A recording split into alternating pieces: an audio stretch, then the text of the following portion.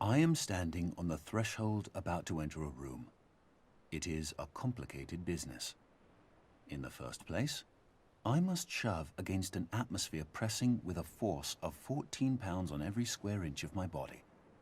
I must make sure of landing on a plank, traveling at 20 miles a second around the sun.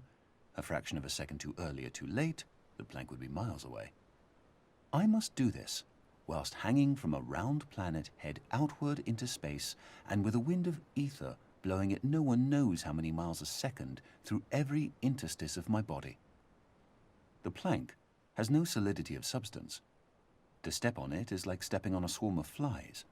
Shall I not slip through? No. If I make the venture, one of the flies hits me and gives me a boost up again. I fall again and am knocked upwards by another fly, and so on. I may hope that the net result will be that I remain about steady, but if, unfortunately, I should slip through the floor or be boosted too violently up to the ceiling, the occurrence would be not a violation of the laws of nature, but a rare coincidence. These are some of the minor difficulties. I ought really to look at the problem four-dimensionally as concerning the intersection of my world line with that of the plank.